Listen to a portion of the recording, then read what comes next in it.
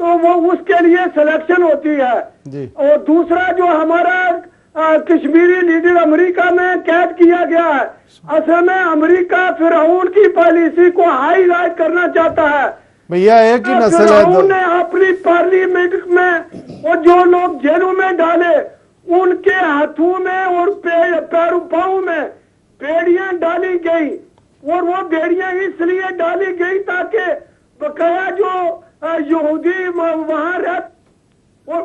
وہاں جو لوگ رہتے ان کو نصیحت ہو جائے. اصل میں امریکہ انڈیا کو ہائی لائٹ کرنا چاہتا ہے, دنیا کا ایشیا میں غلبہ چاہتا ہے. وہ جو مسلمان ہمارے لیڈر ہیں ان کی زبان اور اسلامی اسپین کے جو لیڈر تھے ان کی زبان میں کوئی فرق نہیں ہے. جس وقت تک مسلمان لیڈروں کے دلوں میں کوئی تبدیلی نہ آئے کشمیر کے حق میں, وہ ہمارے کشمیری جو لیڈر ہیں اور پاکستانی لیڈر ہیں ان کی زبان اور اسلامی اسپین کے جو لیڈر تھے یہ بالکل ملتی جلتی ہے.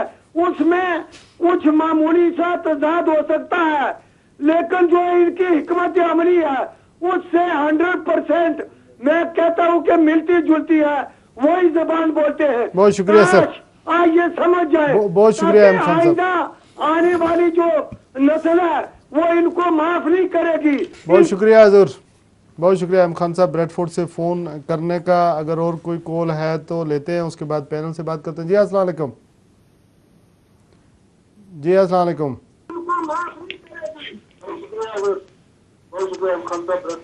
ہلو جی السلام علیکم بھائی جان. السلام علیکم. جی جی کون صاحب اور کہاں سے؟ جی یاور بات کر رہا ہوں لوٹن سے. جی یاور بھائی. جی میرا سوال عارف صاحب سے یہ ہے جی کہ آپ جو بندہ جسے یہ خود ایبلٹی نہ ہو, جس میں یہ قابلیت نہ ہو کہ وہ اپنے کیبنٹ سے اپنے آپ کو وزیر اعظم اپروو کروا سکے, آپ اس سے یہ امید کیسے رکھ سکتے ہیں کہ وہ ایکٹ 74 ختم کر سکتا ہے اس کیبنٹ سے, اور پاکستان کی حکومت کی مخالفت پہ وہ ایکٹ 74 ختم کروا سکتا ہے؟ یہ آگ اور خون کے دریا عبور کرنے والا ایکٹ ہے. جی نہیں, جو بندہ جسے یہ پتہ ہی نہ ہو کہ وہ وزیر اعظم نامزد ہو سکتا ہے, کیا وہ بندہ یہ کروا سکتا ہے؟ اور پھر دوسرا سوال میرا میاں غلام رسول صاحب سے ہے. جی میاں غلام رسول صاحب سے جی میرا سوال ہے کہ دیکھیے 80 میں یہ آئی تھی پیپل پارٹی یہاں پہ آزاد کشمیر کے اندر, اور تب انہوں نے اس پہ کوئی شور نہیں کیا. 80 میں جب انہیں یہ لنگر میں سے حصہ ملتا رہا یہ کھاتے رہے حصہ. آج جب ان کے اپنے پہ بنی ہے تو انہیں یاد آئی ہے کہ یہ غیر ریاستی پارٹیاں ریاست کو کھا رہی ہیں. آج انہیں ایک سے جانے کیسے ریاست کا درد. بہت شکریہ, بہت شکریہ. لوٹن میرے خیال میں نے دیکھا ہوا شہر ہے, میرا دیکھا ہوا شہر ہے. انشاءاللہ یاور بھائی پھر بات کرتے ہیں. یہ لوگ بہت دور دور سے آئے ہیں, ان سے ذرا بات کر لیتے ہیں. ایک نیکسٹ کالر سے بات کرتے ہیں, اس کے بعد تھوڑی دیر کے لیے کالوں کا سلسلہ منقطع کرتے ہیں. جی السلام علیکم. وعلیکم السلام. جی سب کیا حال ٹھیک ہیں؟ جی شکر اللہ کا. کون صاحب اور کہاں سے؟ اصغر راجہ علی سے بول رہا ہوں ناٹی گام سے. جی راج صاحب, جی بسم اللہ. جی سر, میں آپ کے پینل کو جتنے دوست بیٹھے ہیں سب کو سلامت کرتا ہوں, اور آپ کو بھی. وعلیکم السلام. اور کافی دیر سے میں آپ کا پروگرام سن رہا ہوں.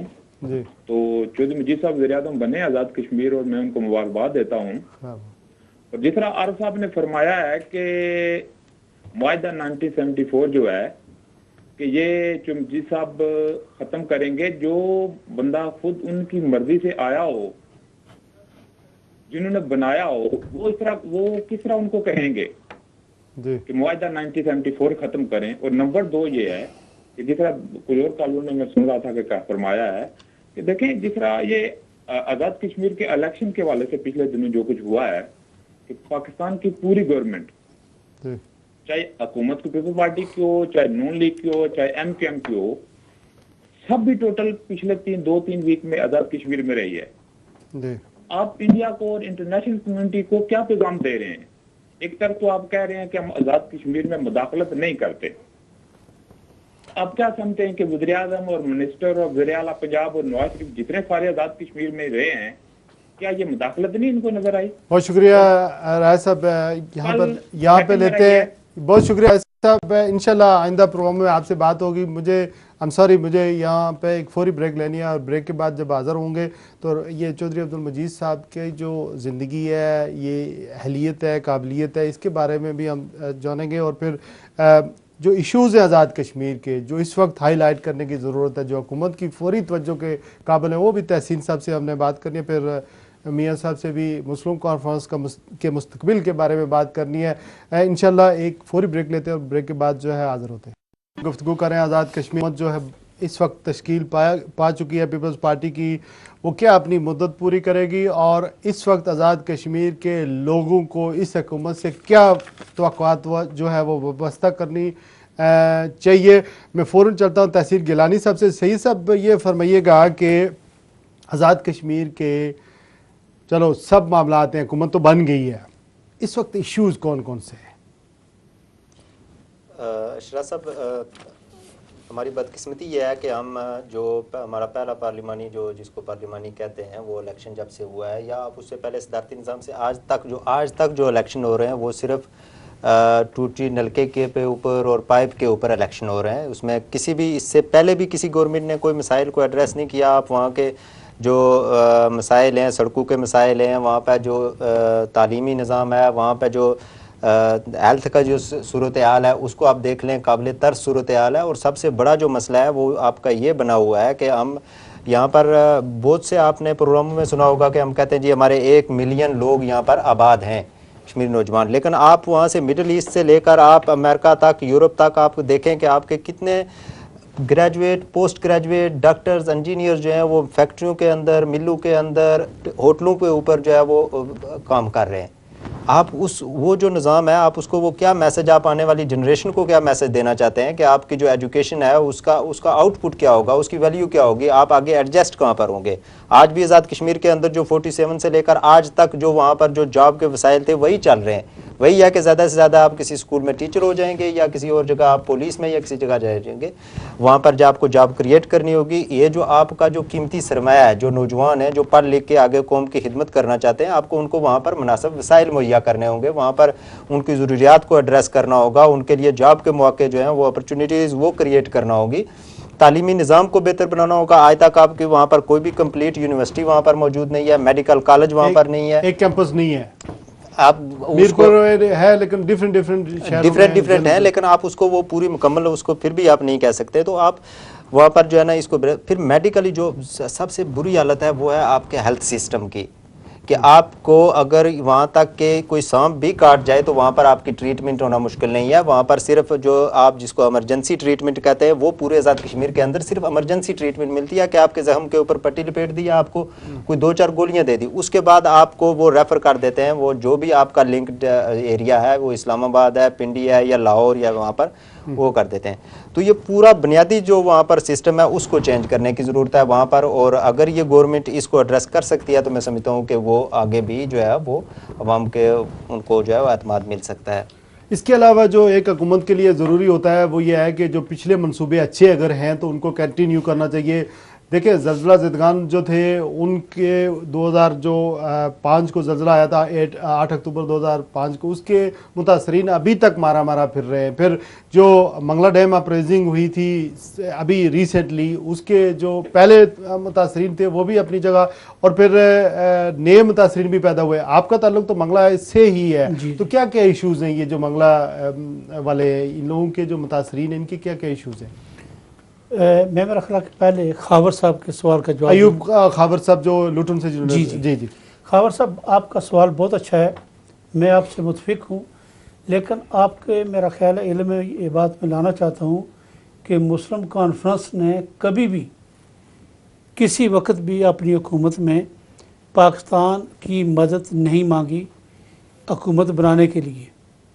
اس کا ثبوت یہ ہے کہ جب بھٹو صاحب نے سردار عبدالقیوم خان صاحب کو مظفر آباد سے ہیلی کاپٹر کے ذریعے لایا تو ان کی بات نہیں مان رہے تھے، تو ان کو ہاؤس اریسٹ کیا گیا اسلام آباد میں۔ تو یہ اس بات کا ثبوت ہے کہ مسلم کانفرنس نے آزاد کشمیر سے ہی اپنی حکومت بنائی اور وہیں اس کے فوائد جو لوگوں تک پہنچائے، اور آئندہ بھی انشاءاللہ یہ رہے گا۔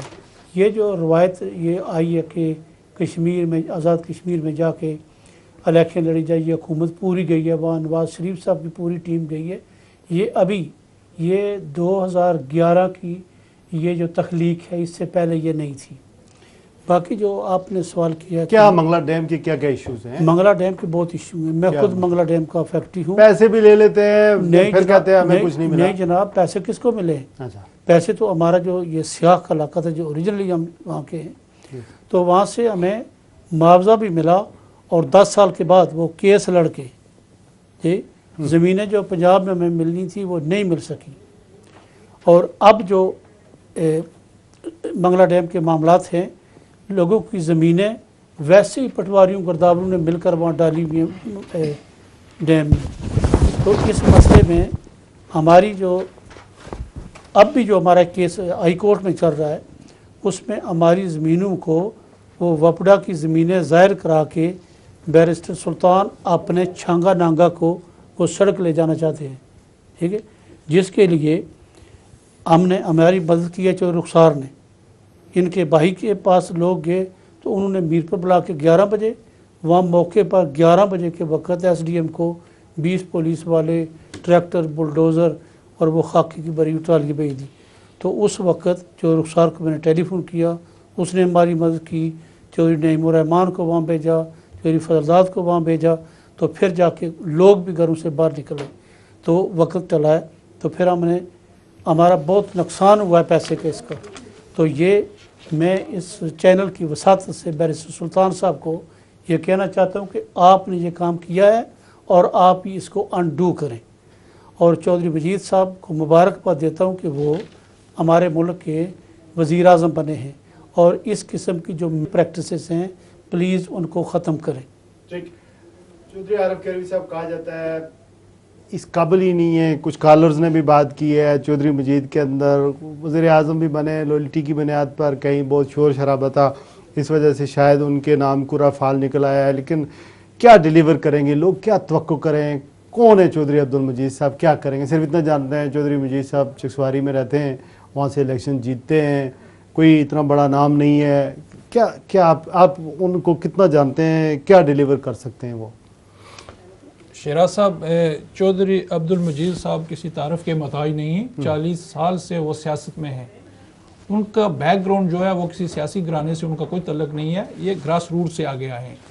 इनके वालिद चौधरी लाल साहब थे, वो थानेदार पुलिस के महकमे में थानेदार से, तो काफ़ी अर्सा वो सेंसा में रहे हैं। और उसके बाद चौधरी अब्दुल मजीद साहब जो हैं वो 1948 में पैदा हुए हैं, और उन्होंने 1963 में मीरपुर से मैट्रिक पास की थी। तो 67 में उन्होंने पंजाब से BA किया था, और फिर उसके बाद 1969 में SM लॉ कॉलेज कराची से BA LLB की डिग्री हासिल की थी। तो फिर उन्होंने BL करने का मीरपुर उन्होंने वकालत शुरू कर दी थी। फिर KH खुर्शीद साहब ने लिबरेशन लीग को पीपल पार्टी में जम कर दिया था, पीपल पार्टी में जम किया था। तो जितने लिबरेशन लीग के लोग थे वो पीपल पार्टी में आ गए थे। तो फिर कुछ अरसे के बाद KH खुर्शीद साहब ने लिबरेशन लीग को पीपल पार्टी से अलग कर दिया था, और चौधरी अब्दुल मजीद साहब पीपल पार्टी में ही रहे हैं, और वो 40 साल से पीपल पार्टी में हैं। और उन पर मोहतरमा ने बहुत बड़ा इत्माद किया था, जिसकी वजह से उनको सदारत दी गई थी। उनमें कुछ खूबियाँ थी, इसलिए मोहतरमा ने उन्हें सदर बनाया। तो लिहाजा मैं समझता हूँ कि बहुत ही काबिल इंसान है, और बेहतरीन और अच्छी से अच्छी गवर्नमेंट इसको हैंडल करेंगे।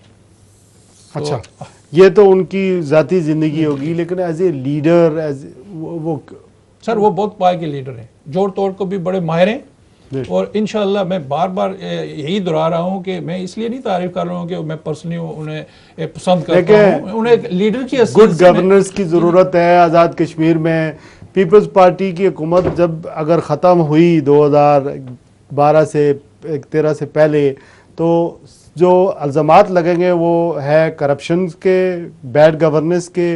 अगर यही मश्क आज़ाद कश्मीर में की गई तो फिर तो इस कौम के साथ बड़ी ज्यादती होगी। शेरा साहब और इस तरह के मजीद साहब स्पीकर असेंबली भी रहे हैं और वज़ीर ख़ज़ाना भी रहे हैं। भाई इन पर उस वक्त इन पर कोई लेबल नहीं लगा करप्शन का। अच्छा, वो आपको पता है ये